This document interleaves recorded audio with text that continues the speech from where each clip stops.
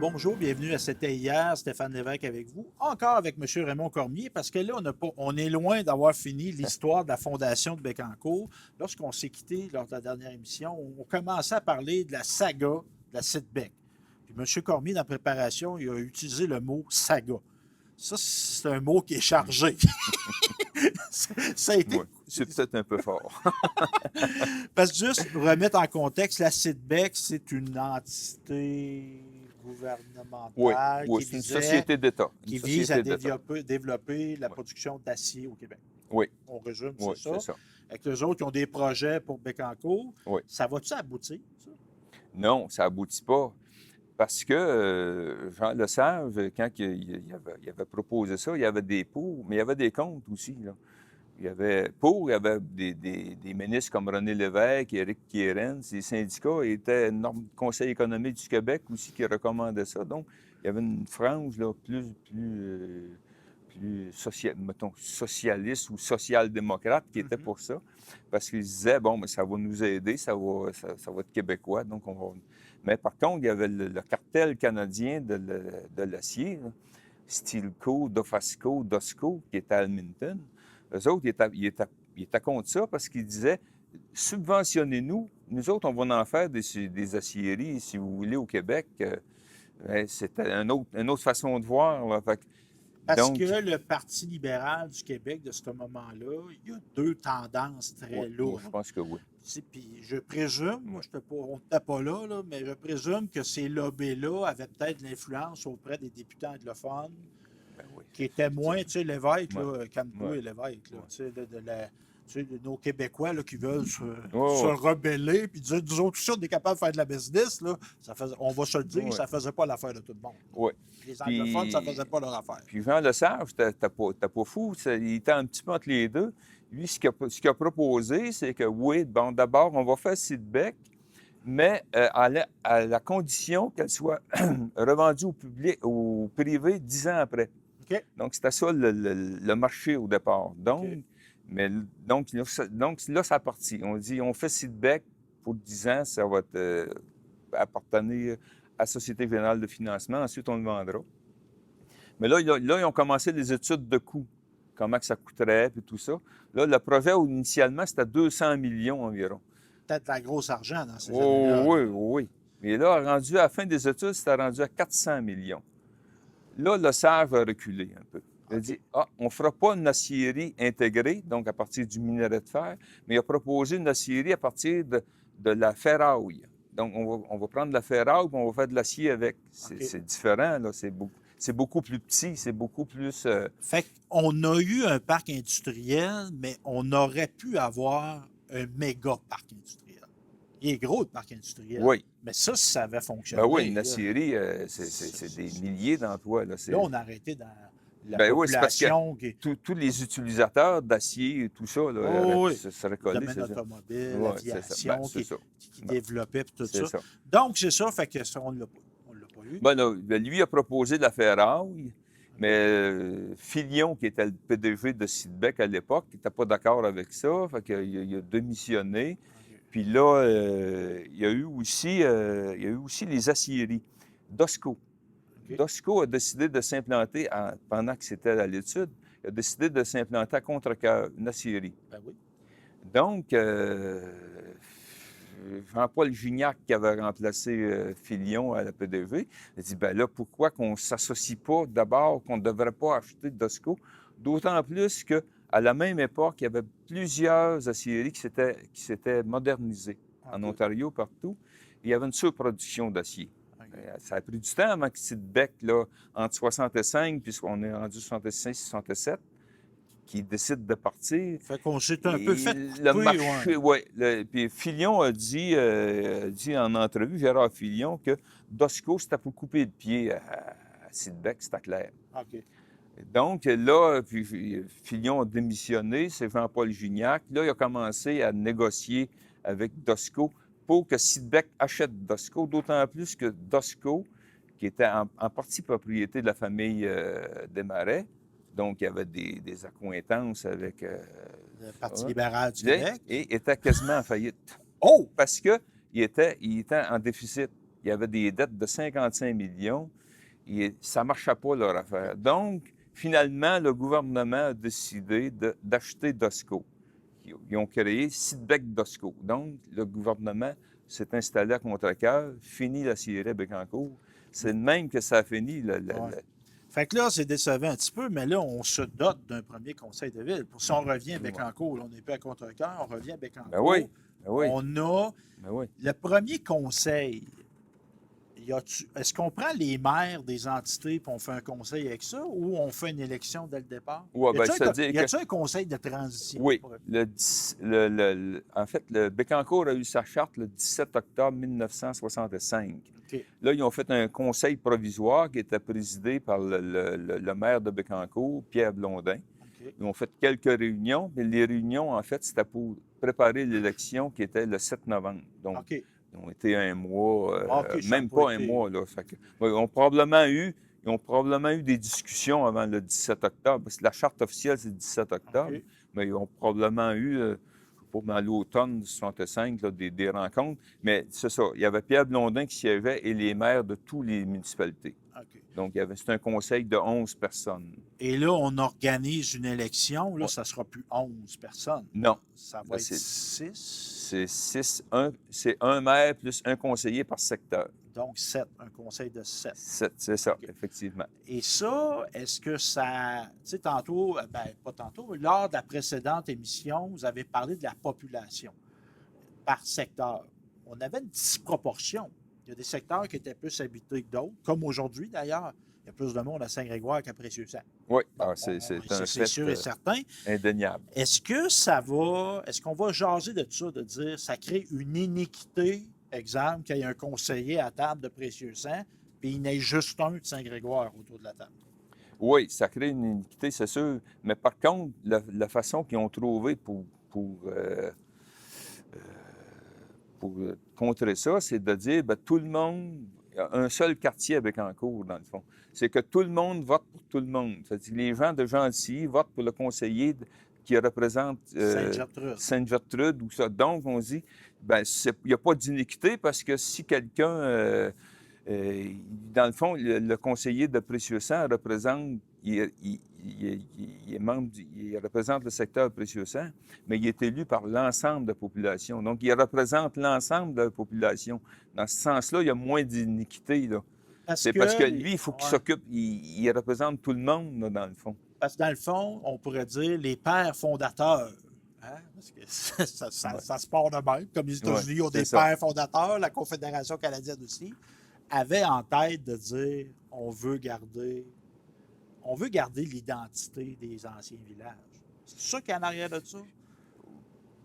Puis oui, le fait qu'il y ait un représentant, là, c'est sûr que quand le conseil de Précieux-Sang a décidé de demander une fusion, c'était clair dans leur esprit qu'il y avait un représentant.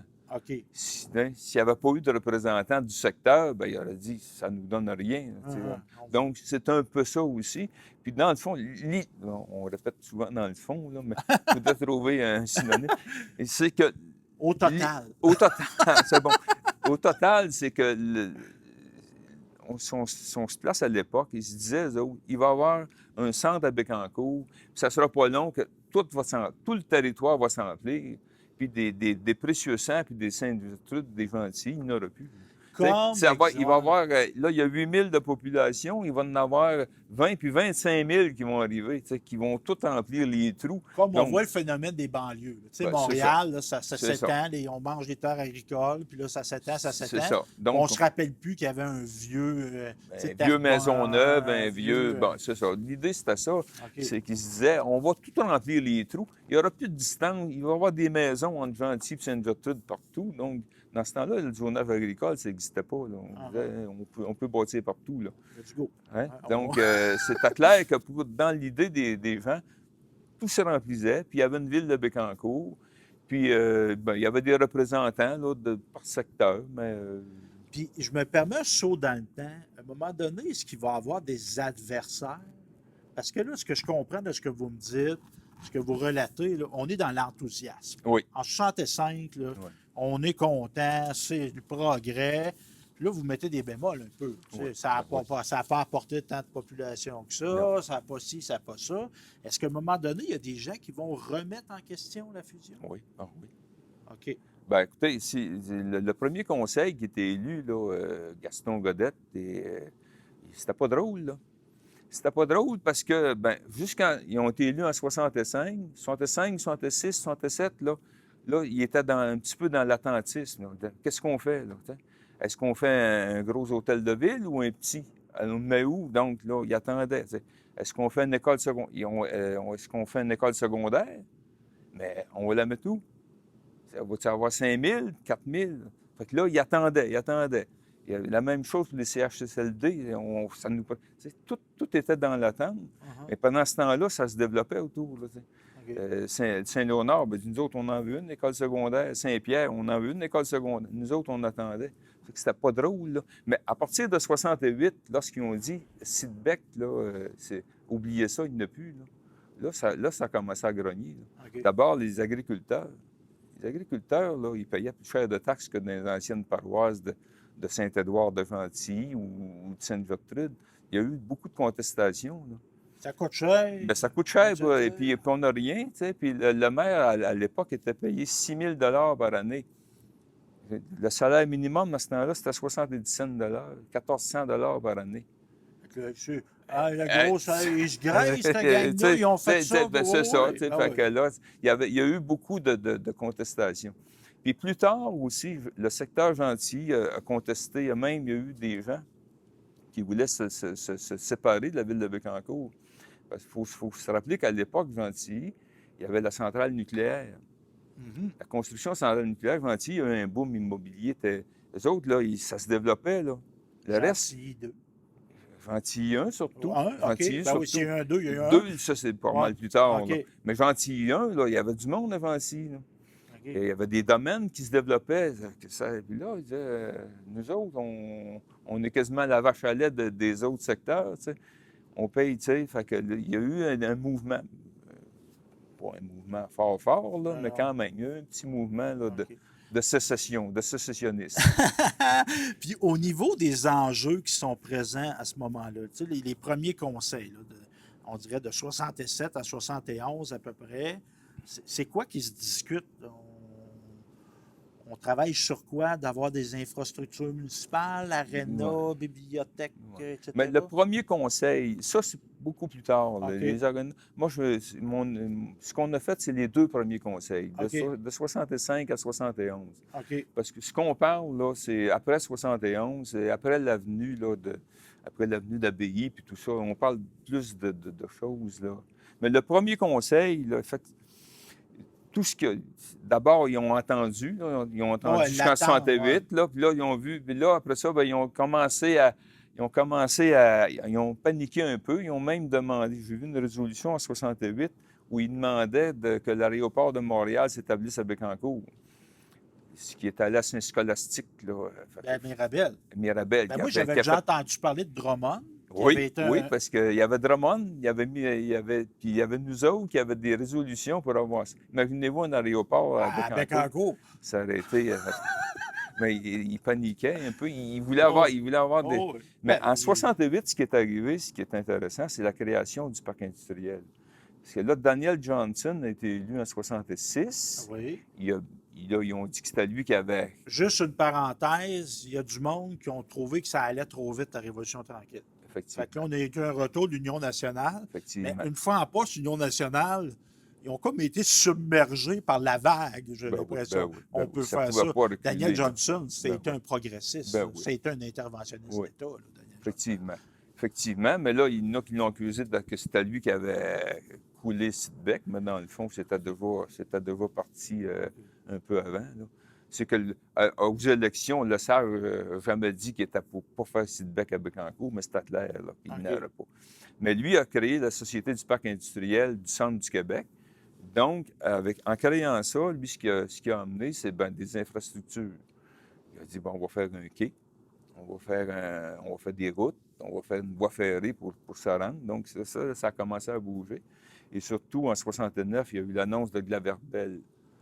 Glaverbell, c'est une société belge qui était supposée faire du verre plat. grosse 450 employés. Ça ravivait un peu les espoirs du conseil. Là. Dire, ah bon, ben devra peut-être faire des aqueducs. Là, on commençait à parler de projets d'aqueducs et d'égouts entre Saint-Angèle, Bécancour, Saint-Grégoire. Donc, ils ont commencé à être un petit peu plus d'espoir. Là. Ça a pas fonctionné. Mais il y en a eu des gros qui sont venus. Ouais, Mais ça, je comprends ouais. l'aspect que vous venez de souligner. C'est que oui, on avait de l'industrie qui s'installait, mais c'était pas, il n'y avait pas une structure. Parce qu'à grosseur d'entreprise qu'on a dans le parc industriel, tu ne peux pas gérer ça n'importe comment. Là. Tu ne peux pas juste vendre des terrains. Ça prend un Oui, outil de c'est ça. C'est gestion. la structure, C'est un c'était outil la de Société gestion. du parc OK. industriel qui avait leurs propres employés, leurs propres techniciens. Ils font leur déneigement. C'est une petite ville dans une ville, ça. C'est comme le Vatican Oh versus oui, Rome. ben, par exemple, c'est eux autres qui nomment leur route, leur rue, là. C'est pas la ville, là. OK. Ah, C'est le jusque-là, parc OK. industriel qui choisit le nom de leur. Tu sais, fait que c'est OK. comme. Fait que, ben, Mais. Maurice Richard, il est resté maire un peu. Mais non, mais c'est lui. Ouais. C'est lui, le président? Oh, il est PDG. OK, Il ben est ouais. Fait que c'est ça. PDG OK. depuis. Fait que c'est ça. Fait que ça, c'est une Ouais. entité qui a été créée, qui est un facteur de développement. Ben On oui, va se ben le oui, dire. ben Ça, ça, quand ça a même. commencé. Puis la Verbelle, finalement, la structure de l'usine a monté, mais il y a eu des problèmes là, dans l'industrie du verre plat ou je sais pas OK. quoi, donc ils ont abandonné le projet.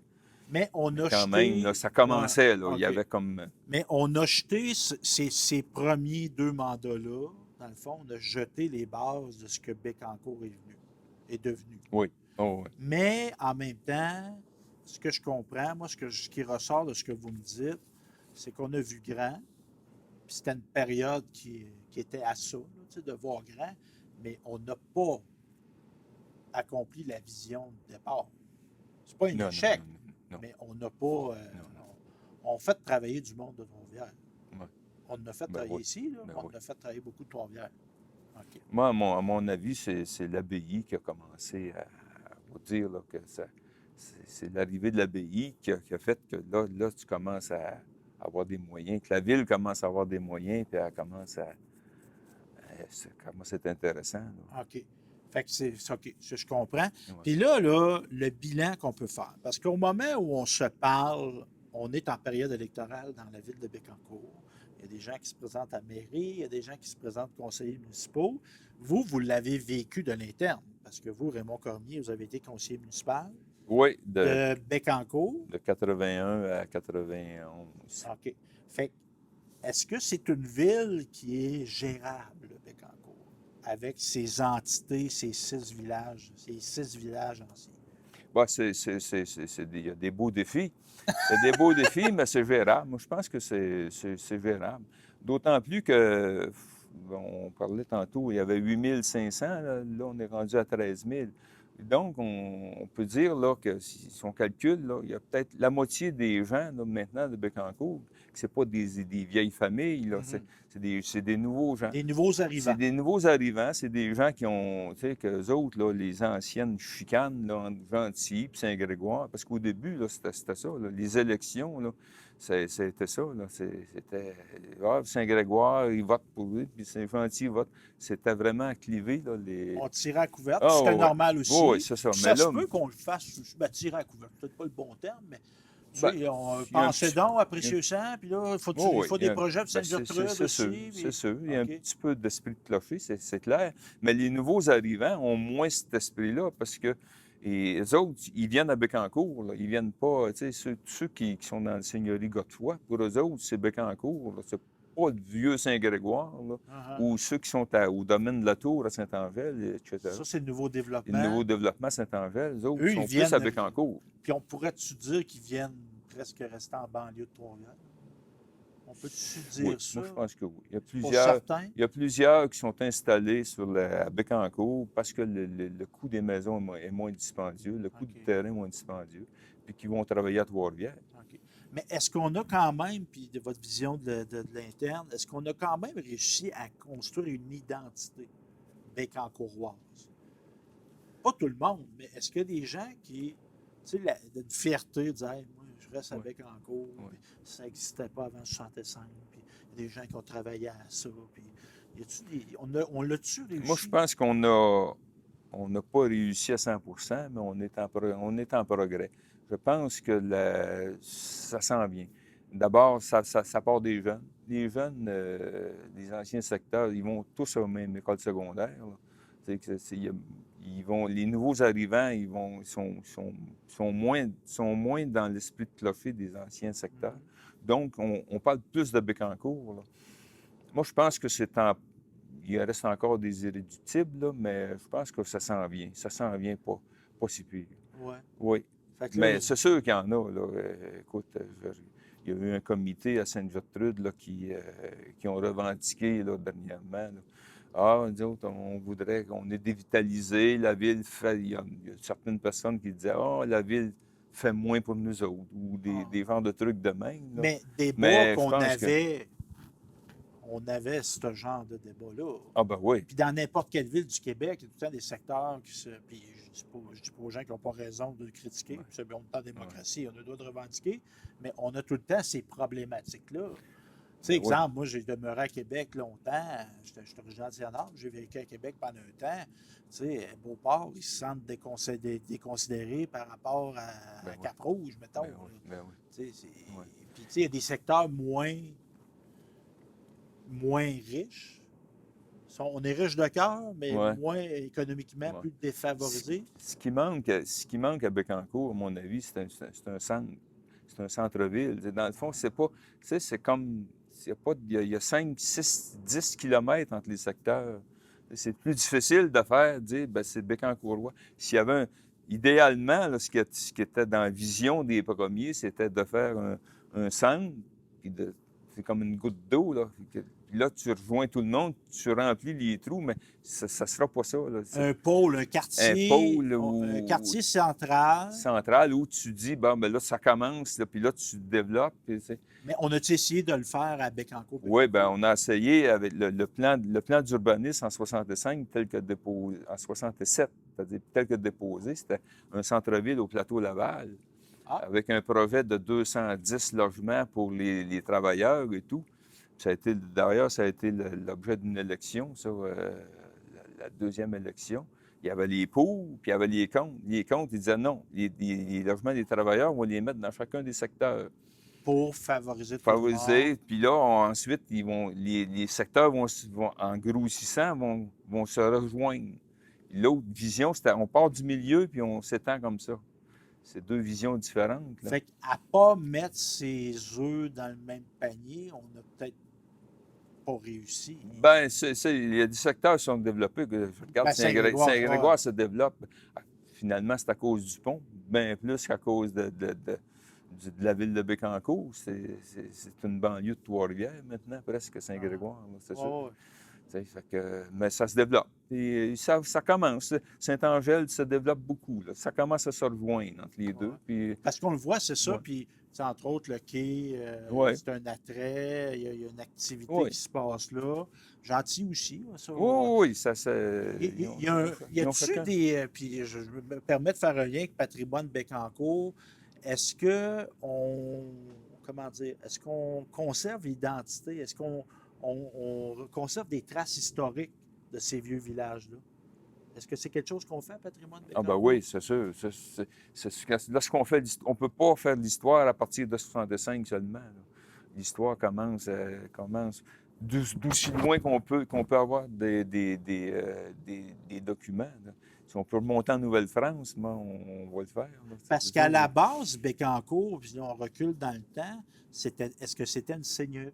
Oui. OK. Il y avait la seigneurie de Bécancour. Et puis, même si on recule encore, au départ, la seigneurie de Bécancour, ça comprenait Gentilly, Sainte-Gertrude, Saint-Grégoire. Ça comprenait presque toute la ville actuelle. Là. Fait que les Français, ils avaient fait Bécancour. Ils l'avaient presque fait. Il y a peut-être un petit peu Saint-Grégoire où il y avait la seigneurie Godefroy, là, okay. mais la balance, là, c'était... Même la paroisse de Bécancour desservait tous ces secteurs-là. Là. Okay. Il y avait un missionnaire à Bécancour pour tout la ville actuelle. Là. Puis le moulin, c'est parce que dans une seigneurie, il y a un moulin seulement? pour moi, il y en a-tu plus qu'un? Oui. C'est-à-dire qu'au départ, là, on parle là, des années 1600. Là, il y avait un moulin à Bécancour, mais là, après ça s'est tout séparé, les seigneuries. OK, OK. Mais la paroisse, c'est-à-dire, il y avait plusieurs seigneuries, mais il y avait, ce que je dis, c'est qu'il y avait une paroisse religieuse qui était Bécancour. OK. C'était moins, tu sais, qui desservait toutes les seigneuries. Il y avait Seigneurie de Gentil qui existait, puis tout ça. OK. Mais il y avait des moulins, mais OK. c'est la paroisse religieuse qui desservait tout le monde. Mais en tout cas, si on a suscité votre intérêt pour cette ville de Bécancour-là, qui est un organisme vivant, qui va être appelé à changer, à se modifier dans le temps, on a toujours de disponible cet ouvrage-là, qui date de 2015, mais il n'est pas, il est pas en retard des nouvelles, parce qu'on couvre une période on ferme. C'est quelle année, vous me disiez, donc, l'histoire? C'est de 1962-63 à 1971. OK. Et donc, on peut se le procurer à Patrimoine Bécancour au coût de 10 $. Ça peut paraître cher pour un subtili, mais c'est au profit entièrement de Patrimoine Bécancour. Puis il y a beaucoup de travail là-dedans. Oui. Et si on veut devenir membre de la... Bien, première étape, on a un site web, Patrimoine Bécancour. On a une page Facebook. Une page Facebook et on a un courriel. Donc, vous nous écrivez et vous nous dites votre intérêt à devenir membre. Il n'y a pas de problème. Okay. On vous inscrit. Et on a un bulletin d'information, si je me rappelle bien. 2 fois par année. 2 fois par année, parce qu'il y en a beaucoup de sociétés historiques. Il y en a qui sont plus actives que d'autres, mais moi, je vous félicite. La vôtre, elle est très active. Merci. On est proactif parce que vous, M. Cormier, est-ce que vous êtes le président du conseil d'administration? Oui. Mais vous n'êtes pas seul? Non, on a un conseil d'administration de 7 membres. 7 membres? Oui. On va les nommer, tiens. On va souligner l'engagement. Oui. C'est qui nos membres du CA? Oui, les membres du CA à partir de Jean-Paul Pépin, Louise Rouleau, je ne veux pas me mêler, Yves Godette, Jacques Blondin, Diane Lemieux et Carole Fournier-Gauthier. Et moi-même. Puis on a une employée. On a une employée à 2 jours semaine et un contractuel qui fait seulement la comptabilité, qui est à taux horaire. Et on se rappelle que le lieu physique de la société, c'est l'ancien presbytère de Saint-Angèle. Très beau. Puis c'est beau à l'extérieur. C'est beau en dedans, puis c'est beau dehors aussi. Oui, on fait un nouveau parterre, là. Justement, on est là-dedans. Là. Bon, bravo. Merci pour votre temps, M. Cormier. Bien gentil.